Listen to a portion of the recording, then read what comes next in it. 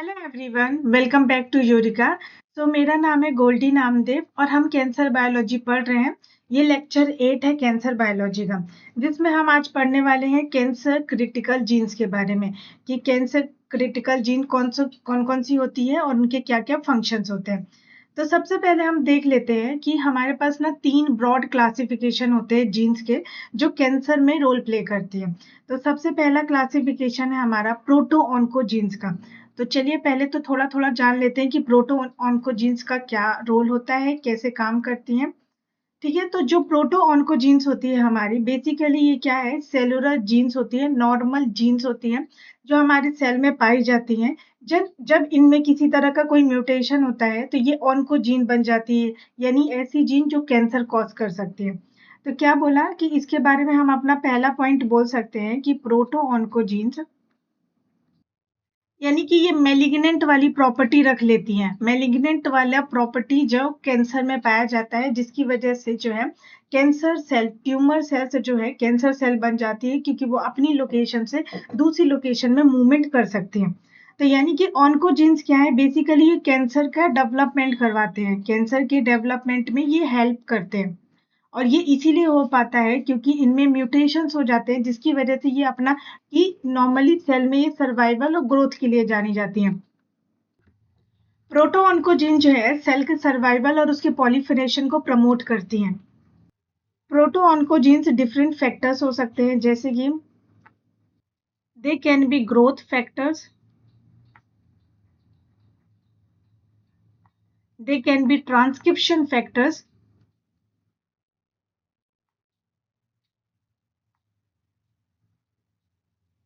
और ये कोई भी प्रोटीन या एंजाइम भी हो सकते हैं।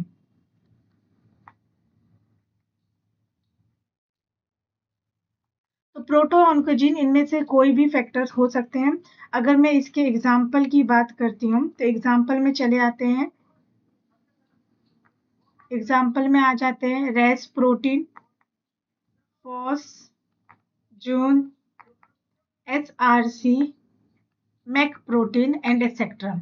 बहुत सारे प्रोटीन्स हैं जो एज अ प्रोटो ऑन्कोजीन होते हैं, जो नॉर्मली सेल में सेल के सर्वाइवल, ग्रोथ और उसके पॉलीफरेशन के लिए जाने जाते हैं।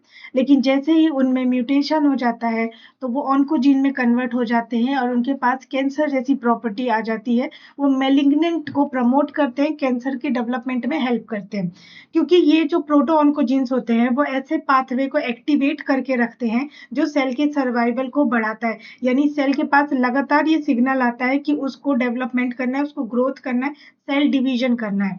तो जो प्रोटीन सेल डिवीजन करवाती हैं वो इस वाले केस में प्रोटो ऑन्कोजीन्स कहलाती हैं, और वो हमेशा के लिए एक्टिव हो जाती है क्योंकि उनमें हो जाता है म्यूटेशन, राइट। तो this is about proto oncogene. इसके बाद जो हमारी सेकेंड कैटेगरी आती है वो होती है हमारी tumour suppressor gene. Tumour suppressor jeans ऐसी जीन्स होती हैं जो सेल की सर्वाइवल और पॉलीफरेशन को रोकती हैं और एपोप्टोसिस प्रमोट करती हैं। जैसे कि नाम से ही समझ में आ रहा है कि ये क्या करेंगी, ट्यूमर को सप्रेस करेंगी, हमारी बॉडी को ट्यूमर होने से बचाएंगी। तो ये एक तरह से हमें गाइड करती हैं, यानी हमारी सेल्स को प्रोटेक्ट रखती हैं ट्यूमर के फॉर्मेशन से, कि ताकि सेल में ट्यूमर का फॉर्मेशन ना हो पाए। तो दे inhibit cell survival and proliferation, और ये एपोप्टोसिस को भी प्रमोट करती हैं, दे प्रमोट एपोप्टोसिस। जब भी सेल में कोई डिफेक्ट होता है या डीएनए डैमेज हो जाता है तो डीएनए डैमेज को रिपेयर किया जाता है। अगर वो रिपेयर नहीं हो पाता है तो ट्यूमर सप्रेसर जीन एपोप्टोसिस करवा देती हैं, जिससे कि जो ब्रेक वाला डीएनए या डैमेज डीएनए है वो आगे सेल डिवीजन करके दूसरी सेल में ट्रांसफर ना हो पाए। अगर इसमें मैं देखूं कि कौन कौन सी जीन आ जाती हैं जो इंपॉर्टेंट रोल प्ले करती है, तो एग्जाम्पल के तौर पे हम देख सकते हैं कि यहाँ पे 4 तरह की मेजर जीन होती है जो as a tumour suppressor gene की तरह काम करती है, जैसे कि P53 हो गया, रेटिनोब्लास्टोमा हो गया, P10 हो गया एंड P16 हो गया।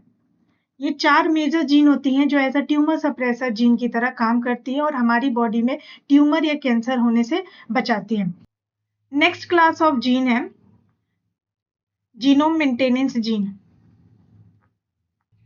जीनोम मेंटेनेंस जीन में ऐसी जीन्स आ जाती हैं जो डीएनए डैमेज को रोकती हैं, यानी उसको प्रिवेंट करती है। तो जीनोम मेंटेनेंस जीन बेसिकली क्या करती है, दे रिपेयर और prevent DNA damage.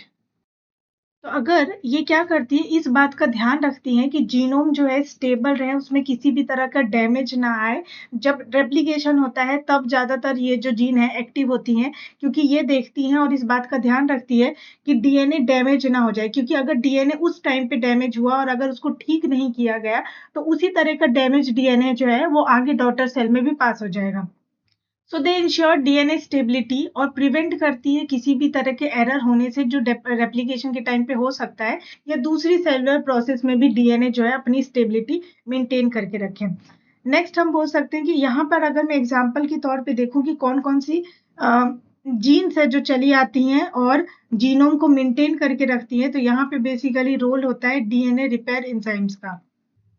Genome maintaining gene क्या है, एक सब क्लास है कैंसर क्रिटिकल जीन्स का। They are the subclass of cancer critical genes. और ये जो 3 तरह की जीन हमने पढ़ी, यही आपकी कैंसर क्रिटिकल जीन्स होती हैं। अब इसके कुछ इंपॉर्टेंट पॉइंट्स को हम देख लेते हैं, जैसे कि बेसिकली बॉडी में क्या होता है, हमारे पास 2 सेट्स ऑफ जीन प्रेजेंट होता है, यानी 2 एलील्स होती है। जैसे कि ये 2 क्रोमोसोम है हमारे पास, और इनके पास मान लीजिए इस पोजीशन पे एक ऑन्कोजीन है। जैसे हम यहाँ पे एग्जांपल ले लेते हैं कि यहाँ पे क्या है, कोई ऑन्कोजीन है। जैसे एग्जांपल हम ऑन्कोजीन का ले लेते हैं रास। रैस जीन यहाँ पे प्रेजेंट है और ये अपने वाइल्ड टाइप में प्रेजेंट है। वाइल्ड टाइप का मतलब होता है कि नॉर्मली प्रेजेंट है, इसमें हर चीज फंक्शनली सब कुछ ठीक है। और ये क्या है, एक प्रोटो ऑन्कोजीन है। जब इस प्रोटो ऑन्कोजीन में किसी तरह का कोई म्यूटेशन हो जाता है, मान लीजिए कि यहाँ पर सिंगल म्यूटेशन हो गया, सिंगल म्यूटेशन हो जाता है प्रोटो ऑन्कोजीन में। इस म्यूटेशन की वजह से क्या होता है, एक एलील जो है वो डिफेक्टिव हो जाती है। जैसे कि ये एक नॉर्मली प्रेजेंट है यहाँ, लेकिन इस वाले क्रोमोसोम में क्या होता है, एलील्स जो है थोड़ा सा म्यूटेशन की वजह से ये यहाँ पे डिफेक्टिव हो जाती है। एक ऑन्कोजीन की तरह काम करेगा। ऑन्कोजीन की तरह काम इसलिए करेगा क्योंकि अब इसका जो फंक्शन है वो बढ़ गया। रेस जब नॉर्मली था तो वो उन पाथवे को एक्टिवेट कर रहा था जो सेल का पॉलिफरेशन और ग्रोथ करवाता है, लेकिन कंट्रोल और रेगुलेटेड मैनर में। जब वो ऑन्कोजीन बन जाता है तो इसका जो फंक्शन है वो बढ़ जाता है, यानी इसमें गेन ऑफ फंक्शन हो जाता है। गेन ऑफ फंक्शन का मतलब है कि इसका फंक्शन जरूरत से ज्यादा बढ़ गया, तो अब ये उन पाथवे को हमेशा के लिए एक्टिवेट कर देगा जो सेल की ग्रोथ या पॉलिफरेशन करवाती हूँ। ठीक है। अब दूसरी तरफ हम एक ट्यूमर सप्रेसर जीन का एग्जांपल ले लेते हैं। जैसे कि यहाँ पे ट्यूमर सप्रेसर जीन जो है उनकी भी 2 कॉपी प्रेजेंट होगी। ठीक है, तो एक कॉपी ये रही, दूसरी कॉपी ये रही। तो इसमें जो है ट्यूमर सप्रेसर जीन प्रेजेंट है, ये दोनों एलील्स है जो ट्यूमर सप्रेसर जीन की है, और ये अपने वाइल्ड टाइप में है, यानी कि नॉर्मली फंक्शन कर रहा है जैसा इसको करना चाहिए। ये है आपका ट्यूमर सप्रेसर जीन। अगर मैं इसको पूरा लिख दूं तो ये कुछ इस तरीके से है, ट्यूमर सप्रेसर जीन। तो ये जो ट्यूमर सप्रेसर जीन है, जैसे यहाँ पे कोई भी ट्यूमर सप्रेसर जीन ले लीजिए, मान लीजिए कि ये P53 है। तो जब इसमें सिंगल म्यूटेशन होता है, यानी कि एक ही म्यूटेशन होता है, और सिंगल म्यूटेशन की वजह से क्या होता है, इसका एक एलील जो है वो खराब हो जाता है। सिंगल म्यूटेशन इवेंट की वजह से इसका एक एलील जो है वो खराब हो चुका, बट इसका एक एलील खराब होने के बाद भी ये जो है फंक्शन करेगा नॉर्मली। ये कैसा, नॉर्मली फंक्शन करेगा, और नॉर्मली इसका फंक्शन होता है कि ये ट्यूमर को होने से रोकेगा। तो इस कंडीशन में भी जो है ट्यूमर सप्रेसर जीन ट्यूमर्स को होने से रोकेगा। लेकिन अगर इसमें क्या हुआ, सेकेंड म्यूटेशन हो गया, मान लीजिए यहाँ पे क्या हुआ, सेकेंड म्यूटेशन इवेंट हो गया, जिसकी वजह से इसकी हो गई, दोनों की दोनों एलील्स खराब हो गई। एक ये वाली एलील थी और दूसरी ये वाली एलील थी, और दोनों ही एलील में म्यूटेशन आ गया।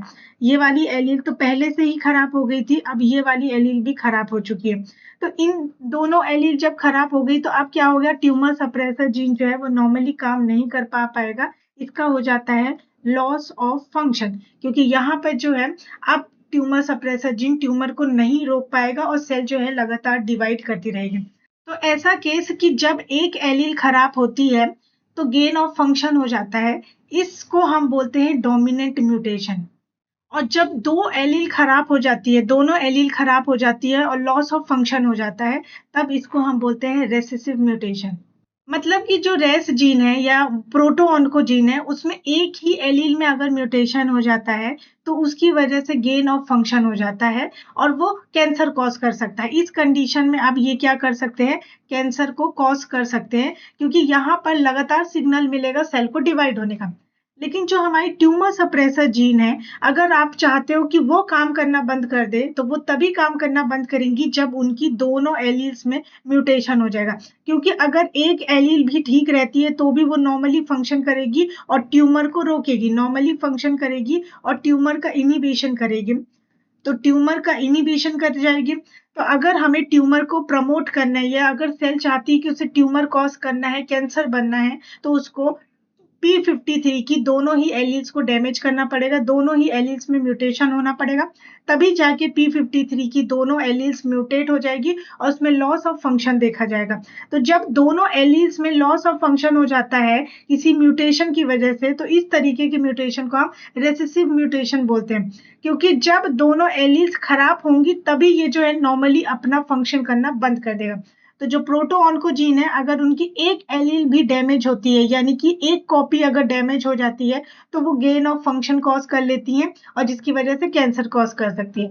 लेकिन ट्यूमर सप्रेसर जीन की दोनों कॉपी में डिफेक्ट होना चाहिए, डैमेज होना चाहिए, जिसकी वजह से फिर वो रेसेसिव म्यूटेशन में चले जाते हैं और लॉस ऑफ फंक्शन करने लग जाते हैं। और रेसेसिव म्यूटेशन हुआ तो ये क्या करेगा, कैंसर कॉज करेगा, इनडायरेक्टली कैंसर कॉज हो जाएगा, क्योंकि कैंसर को रोकने वाला कोई नहीं होगा। तो अभी हमने क्या देखा कि हमारे प्रोटो ऑन्कोजीन में हम इसमें एक और पॉइंट को ऐड कर सकते हैं, और वो पॉइंट है हमारा कि प्रोटो ऑन्कोजीन में जो है डोमिनेंट म्यूटेशन होता है। और ये डोमिनेंट म्यूटेशन इसलिए होता है क्योंकि इसमें जो है गेन ऑफ फंक्शन हो जाता है, क्योंकि सिंगल कॉपी में डैमेज होता है। यहाँ पे क्या होता है, सिंगल कॉपी डैमेज हो जाती है। तो डोमिनेंट म्यूटेशन एक ऐसा म्यूटेशन है जिसमें सिर्फ एक ही जीन जो है म्यूटेट हो जाता है और उसकी वजह से गेन ऑफ फंक्शन हो जाता है। तो only one gene, one mutated gene is enough to cause cancer. एक ही जीन काफी है कैंसर कॉज करने के लिए।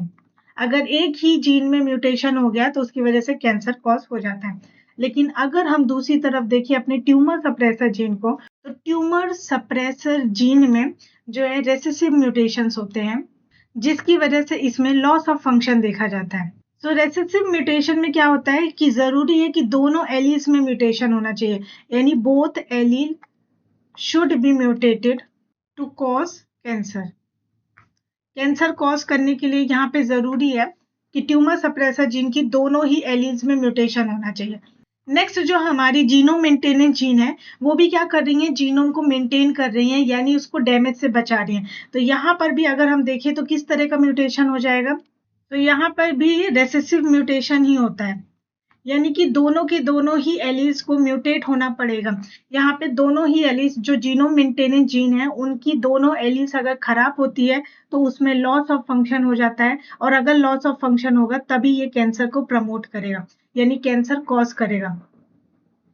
अदरवाइज अगर इसकी एक भी जीन ठीक है तो वो क्या करेगा, अपनी जी जान कोशिश लगा देगा और डीएनए को ठीक ठाक रखेगा, जिससे कि कैंसर कॉज ना हो पाए। तो ये तीनों क्या थी, हमारी कैंसर क्रिटिकल जीन। चलिए एक बार हम समरी बना लेते हैं कि अभी तक हमने क्या देखा, कैंसर क्रिटिकल जीन्स देखे।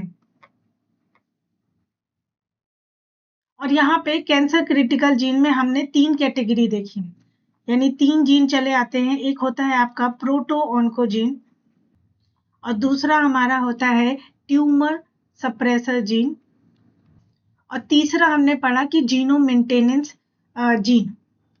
ये तीनों हैं जो हमारी कैंसर क्रिटिकल जीन्स हैं। प्रोटो ऑन्कोजीन्स में क्या होता है, बेसिकली यहाँ पे गेन ऑफ फंक्शन हो जाता है। गेन ऑफ फंक्शन क्यों होता है, क्योंकि यहाँ पे जो है डोमिनेंट म्यूटेशन होता है।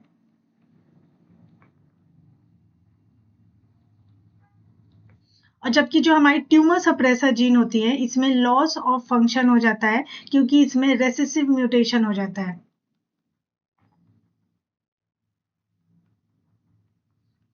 और जीनोम मेंटेनिंग जीन जो होती है, इनमें भी लॉस ऑफ फंक्शन होता है क्योंकि ये डीएनए को रिपेयर करती हैं और ये जो लॉस ऑफ फंक्शन है वो रेसेसिव म्यूटेशन की वजह से होता है।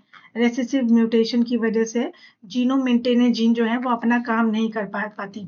अगर मैं प्रोटोऑन्कोजीन में एग्जांपल देखती हूँ तो यहाँ पे जो है रेस प्रोटीन चले आते हैं, रेस प्रोटीन चले आते हैं, मिक प्रोटीन चले आते हैं, एक्सेट्रा। ट्यूमर सप्रेसर जीन में हम बेसिकली P53 का रोल देखते हैं, RB का रोल देखते हैं, P10 का रोल देखते हैं एंड P16, ये 4 इंपॉर्टेंट ट्यूमर सप्रेसर जीन होते हैं। अगर हम जीनोम मेंटेनेंस में एग्जांपल देखें तो यहाँ पे चली आती हैं डीएनए रिपेयर एंजाइम्स। तो ये तीनों जो है आपकी कैंसर क्रिटिकल जीन है और ये तीनों बहुत इंपॉर्टेंट है। ये जो चार्ट है बेसिकली बहुत इंपॉर्टेंट है क्योंकि इस चार्ट से आपके एग्जाम में मोस्टली बहुत सारे क्वेश्चंस पूछे गए। तो आप ये चार्ट याद कर सकते हैं जिससे आपके मैक्सिमम क्वेश्चन जो है सॉल्व हो जाएंगे। सो आई होप कि आपको कैंसर क्रिटिकल जीन्स क्या होते हैं और इनका क्या फंक्शन होता है वो समझ में आ गया होगा। So thank you so much for watching this video. मैं मिलती हूँ आपसे नेक्स्ट वीडियो में। Bye bye everyone and take care.